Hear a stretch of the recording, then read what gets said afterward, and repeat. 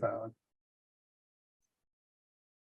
Well, welcome everybody. It's great to see you out there. Thanks for joining our webinar tonight. And this is a special series on freedoms in New Hampshire. And our first in the series is going to be regarding medical freedom. We like to think we're one of the best states in the union in a lot of categories. But tonight we're going to dive into a little bit more about personal autonomy and medical freedom. And I'll introduce our guest momentarily, but my name is Mark Warden, owner of Porcupine Real Estate, and we specialize in helping freedom-loving people move to New Hampshire. So if you want lower taxes, less government, more individual liberty, please join us here in the free state of New Hampshire. Tonight we have a special guest named Melissa Blasek. Melissa, why don't you please introduce yourself and the organization and some of the things you've been working with, and we're looking forward to the conversation. Yeah, hi. I am a former state representative, just like Mark, and I am the executive director of Rebuild New Hampshire, that was originally formed as Reopen New Hampshire. We were formed to oppose COVID lockdowns and mandates, but we are still a thriving activism organization here in New Hampshire, and we take on all of the COVID issues, as well as reducing the bureaucratic state, generally speaking. So, well, you do great work up there in Concord at the legislative level, and thank goodness you were there, pushed back against the governor when he was starting to mask mandates. Why don't you give us a little recap for the people in the audience? And by the way, if you're out there, you want to ask some questions of Melissa or myself, just put them in the chat box. But Melissa, let's go back in time a little bit. It's been now 3 years since March 2020 when all hell broke loose. If you're a bureaucrat, you loved it. And if you love freedom, then you hated it. But remind us what some of the issues were here in New Hampshire in regards to mask mandates, business closings, vaccination requirements, and how that might differ from other states. And then tell us a little bit more about what your organization helped achieve. Yeah, exactly. So, we were founded in April 2020. Really, it was like maybe 2 weeks after the lockdown began. And I was on a founder, J.R. Cole, Andrew Manus, and Carolyn McKinney were the founders. And just a couple weeks into it, they thought, what are we doing? And so they formed the first protest, which was in April. We just had our 3-year anniversary. And I went to that, and I think I met you, Mark, at that protest. And 2 weeks later, they had another protest. And listen, the reality was we did have resistance in New Hampshire. Rebuild or Reopen at the time, New Hampshire was a pretty good resistance movement. The governor did start, I guess you could say, reopening as of May 1st. I actually just went and reviewed all the emergency orders, and it was May 1st he started the official reopening. But of course, it was sort of a snail's process. And we quickly realized that advocating directly to the governor was going to be difficult. The future moving forward was going to be the legislature. And we focused a lot of our attention in summer 2020 on the election. And our goal was to, at the time, we were a Democrat majority. We wanted to flip the majority and get as many Liberty people in there as possible. We endorsed candidates. And in November 2020, we had 76 endorsed legislators, when myself and you included. And we sort of formed the basis of reforming the Freedom Caucus in the New Hampshire House. And the mission that term was to end the COVID state of emergency restrictions and to reform the state of emergency laws, which in New Hampshire had actually never been used before. In fact, pre-2002, we did not have the ability to create a state of emergency in New Hampshire. And it was sort of a response to 9/11, one of the many terrible responses to 9/11, that had never been implemented. It was implemented for COVID, and we all realized the dangers of it. So I'm sure Mark will remember the budget fight of 2021, which did result in eventually the restrictions being lifted. The governor ended the state of emergency, and we did get state of emergency reform stuck into the budget so that he couldn't veto it. Yeah, that was very well played. A bit of playing a game of political chicken in the House and the Senate with the governor. And to remind our viewers, particularly if you're not from New Hampshire, we have the largest state legislature in the country, nominally 400 people, although it's never 400 in total. But as Melissa said, we have about 76 of us in the so-called Freedom Caucus, very, very libertarian leaning, really pushing back against all the mandates. And that's 76 out of the majority. We were all Republicans, and there were about 208, 210 Republicans in the majority. So we had a really, really strong voting bloc. We could throw our weight around. And we Largest voting bloc in the during House, these negotiations. Yeah. And the governor liked to go around the state saying he was supporting his party, but silently he was cursing people in the Liberty Caucus, in the Freedom Caucus, people like Melissa and others, because we just didn't get along with all his stupid mandates and his ridiculous 2 weeks to flatten the curve nonsense. No, there was, and then he had his mask mandate that he implemented just after repeatedly saying to get reelected in November 2020 that he wasn't going to implement any mask mandate. 2 weeks after the election, he implemented a mask mandate that went on, I believe, until March. I think it was so that was like the beginning of December or the end of November, through of 2021. March. Yeah, and he wasn't pleased that there was resistance, but people like you and me are not going to go along to get along with a party when there are such egregious civil liberty infringements and violations of the Constitution. So one of the memorable parts about that legislative session in 2021 was the legislative meetings. We didn't go to the State House because some people were worried that being close proximity would kill your grandmother or something. There were still these. Yeah, we gave into the COVID crazy. Yeah, still these distances and stuff, and it was a real battle among the legislative leadership. And there was a lawsuit. The Democrats sued the Republicans for an ADA compliance, claiming that because they were a high risk from COVID, that if they had to attend sessions in person, there was a violation of their ADA rights. Now, ultimately, they lost. It went all the way up and up and up and up and up, and they kept appealing. But it was ultimately found that there is legislative autonomy, right? So the ADA was not, but still in all, despite the fact that they didn't get their way as far as they want to completely remote, we did. Okay, so the first time we met, when we all got sworn in 2020, remember it was out on a sports field, 6 feet apart in the middle of winter. Then the next one, because that was actually too cold, okay? We were all in a drive-through session in a parking lot with the cars socially distanced. Oh, but I carpooled. Did you carpool? Oh, no, I went by myself. Oh, I went with Leah Cushman and Keith. Keith Irv. Oh God, I'm blanking. But I had so we didn't really pay attention. But whatever, it's fine. So they were 2 feet apart from each other inside the car.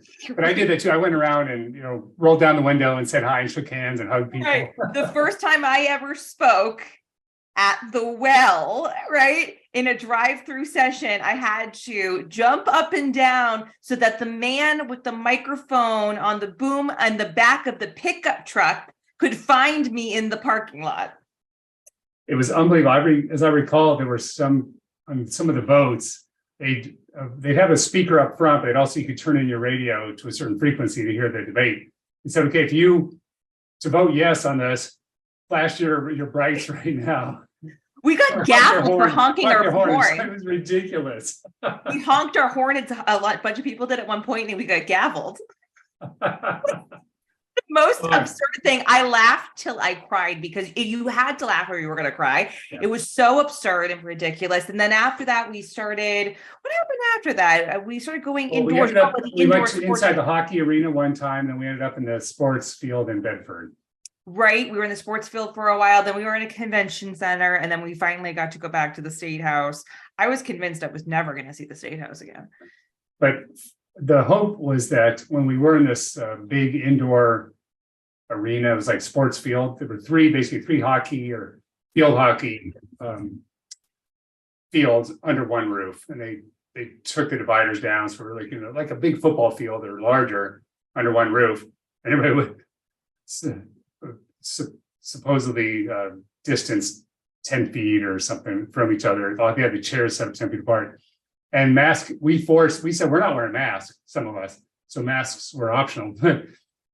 All the Democrats were 10 feet apart and all masked up, some of them double masked, of course. Right. And then there were some Republicans who were masked, about a third of the Republicans were masked and 10 feet apart. And then on the Freedom Caucus side, we all moved our chairs to sit next to one another, no mask, yes. No nothing, just sitting each other, sharing lunch, talking to each other like normal human beings.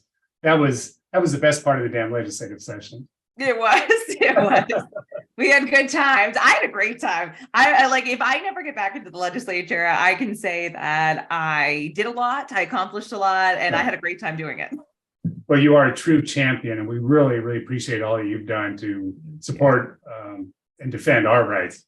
Well, let's talk to the audience a little bit more about, in general terms, not just crazy mask mandates, but how do you think New Hampshire fares in regards to medical freedom compared to other states? Obviously, Massachusetts, New York, and California would be worse, but what do you think is going on here? What are some of the highlights or let's say, the positive things we can boast about here in New Hampshire? Right. So pre-COVID, most medical freedom fights surrounded vaccine mandates in going into schools, right? That was sort of the main fight. And New Hampshire's always fared very well in that we have very easy exemptions. So yes, there technically is a vaccine requirement, but number one, it's not to ACIP schedule. It's a very, very, very conservative schedule, one of the most conservative schedules in the country. It's been decades, literally, since we added another vaccine to that schedule. And you sign, literally, I just talked somebody through the exemption process this afternoon, and I said, this is the exemption process. You write a letter that you send to the school. You say, my child, insert name, is religiously exempt per RSA, 141C:2-C, signature, done. That's it. That's the whole process. Okay, you just notify them. They don't need to approve it or stamp it. No, there's no approval. There's nothing. You just say exemption, I'm done. Okay, so we've always been really great on that. As far as I know, there's never been many threats to that, if any. That I know of. I can't remember there ever being any threats from that, even from Democrats to that. So that's great. Now, moving into COVID, a lot of infringements on bodily autonomy came through emergency authority around the country. We saw this, right? So what's really important is, are your emergency laws being changed so that there is not this one-man rule situation where a governor can do anything that they get their arm twisted by a medical bureaucrat to do, right? And I think we still have progress to be made, but we have made some great strides to create a ton of legislative oversight so that there is never this unlimited one-man rule forever. So that's great. And then, obviously COVID brought up a whole bunch of other scenarios that even the biggest medical freedom activists just didn't even consider as a true possibility until it became a reality, right? We saw vaccine mandates come in through cities, especially all major cities, New York, Boston. The government of those cities were requiring businesses to be their enforcers of their vaccine mandates, right? So last year we passed a law saying that the state of New Hampshire will never be able to mandate that a business have a vaccine mandate or enforce a vaccine mandate on its customers or employees, period. We passed a law. I like to call that the New Hampshire will never be New York City Act. And then the previous year, we had already passed a law saying that we will never require the COVID vaccine for any type of public accommodation. And what that really did was say that, especially, or what it practically did in the most important manner during COVID, was that our public universities, like the University of New Hampshire and that sort of thing, they could never have a vaccine mandate for COVID, period. So that was great. And then of course there was the federal government, right? They came in with those sweeping vaccine mandates, right, for employment. And we basically passed a nullification bill to say that, and this actually, the Speaker of the House was the prime sponsor of this legislation.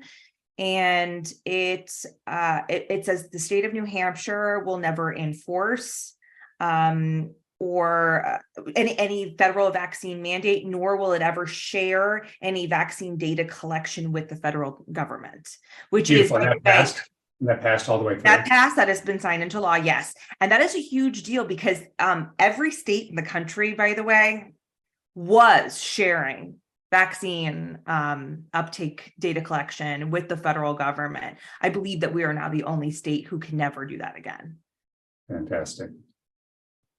So those are some big ones on the vaccine front. Then as far as some other areas of medical freedom, one other one with vaccines specifically, we saw in a lot of parts of the country people being denied medical treatment for not being vaccinated.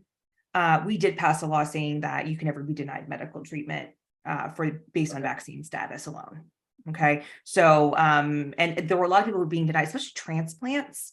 Well, if you need a transplant, I guess you can come to New Hampshire and get a transplant if you're still being denied that.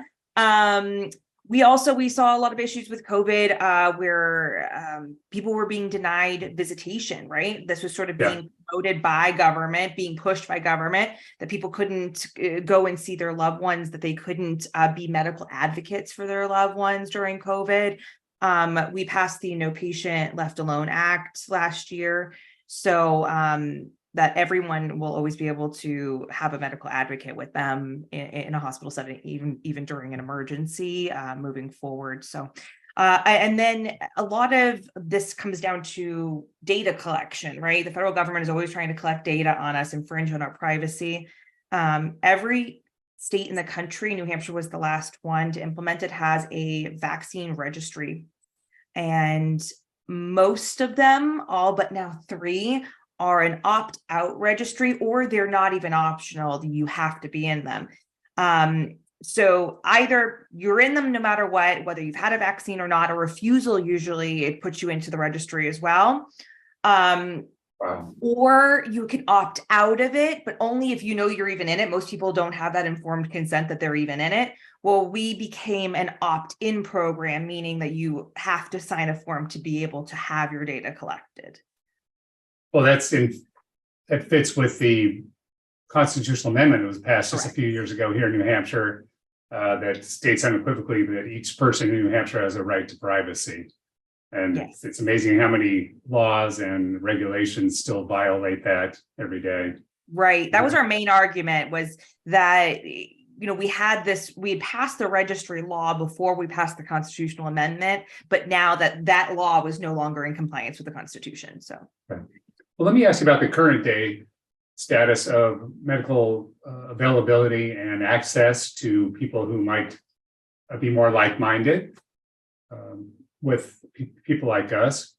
What's your view of the availability of providers, practitioners who maybe don't require masks or are open to alternative medicine, plant medicine, alternative treatments, things like that? And how do you see that? And is it heading in the right direction for alternatives and options for people? Yeah, no, definitely.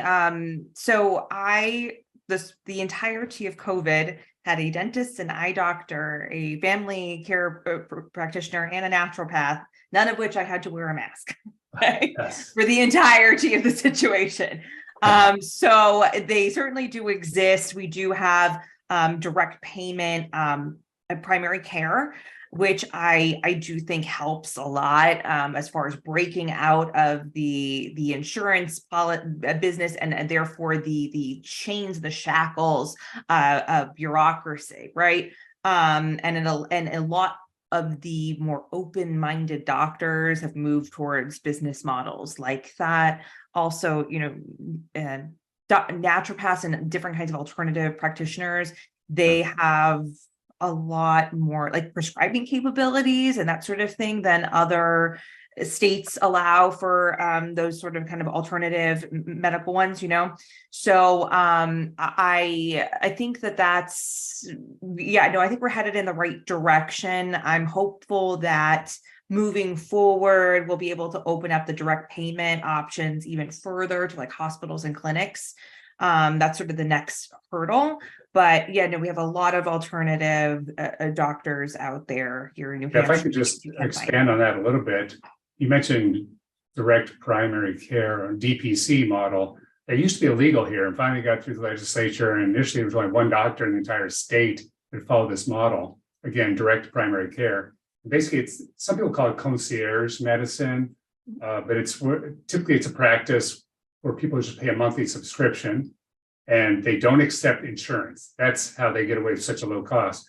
In the case of mine, and we have many friends in common that go to the same doctor, even though we don't talk about it publicly because of HIPAA or whatever.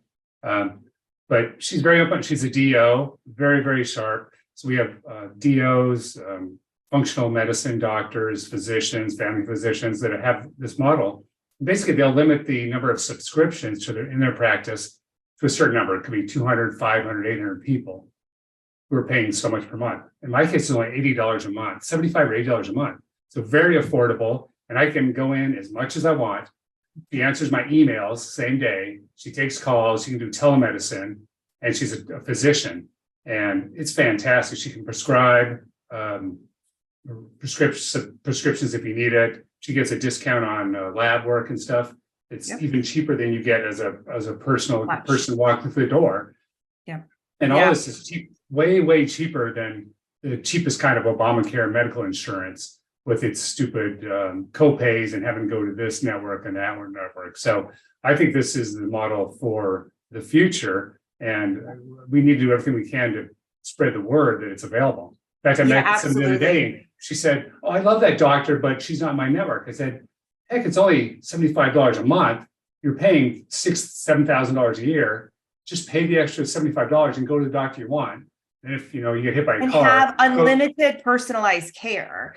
So my daughter goes to the same doctor. We pay $45 a month for her. I mean, it's like a child, only $45 a month there, and I get unlimited care. And yes, very open-minded. So yes, there are a lot of open-minded doctors out there in New Hampshire. You can find them. There are lists, there are groups. We're not going to say what they are, but they do exist. People who will really listen to you and respect your wishes.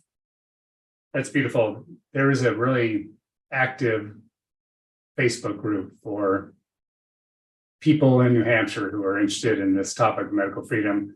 Melissa and I are both on there, and you can always DM us privately, and we'll share that with you. We're not going to put it out here on the interwebs because we know there are a lot of authoritarian trolls watching these things. One more thing before we wrap up. Some of my libertarian friends want to know about plant medicine, cannabis, and psilocybin. So before today's webinar, I kind of looked it up to see what the status is of some bills rolling through the State House here. We still don't have anything on legalizing hallucinogenics like magic mushrooms or things like that, psychedelic mushrooms. There was a bill that came in, I think, last year. It didn't get very far. It was sponsored There was another one this year, yeah. Yeah, it was sponsored by Democrat and Republican years. So that was one reason to kill it, although there were some Republican co-sponsors. And we saw out in Oregon or Washington, they just passed totally legalizing that stuff. And it's coming. So eventually that'll be here. Cannabis isn't too bad right now in New Hampshire, where you can get a medical exemption pretty easily. But they're also working on some bills now this year to allow home cultivation by people with medical cards. And eventually we're going to have tax and spend legalized marijuana. It's coming. It definitely is coming. It's the train that some people would like stop, but it can't be stopped. And you know, but what's the decrim? It's decrim to what amount? Do you know? Well, the one I saw today was grow your own up to No, I mean what it is currently. Currently, it's decriminalized to a certain amount. 3/4 of an ounce or 1 ounce. Yeah. Yeah. So that's a good start, right? I right now, yeah, we're headed towards, yeah, I think a tax and spend at some point very soon. Yeah. Yeah. So we're heading in the right direction. I think New Hampshire is still way better than most places, and we invite people to come check us out. Come to Porcupine Freedom Festival next month. If you want to see what's going on here in New Hampshire, reach out to myself or Melissa. Yeah, I'll be talking about Rebuild and the history of Rebuild and kind of going through step by step, like all of our fun little fights and some of our victories on whatever the Friday is at 2 p.m. Oh, excellent. Excellent. I want to thank our viewers for visiting tonight. And Melissa, I want to give you a personal thank you for all of you've done for protecting our civil liberties in New Hampshire. You're an amazing activist and advocate. Love what you and Andrew and JR did with Rebuild New Hampshire. If you'll tell the viewers where they can find you and your organization, I appreciate it. Yeah, absolutely. So rebuildnh.com, and you can email me at director@rebuildnh.com. And thank you so much, Mark, for having me. And signing off, this is Mark Warden with Porcupine Real Estate. Thank you all for watching, and we hope to see you in the Free State soon.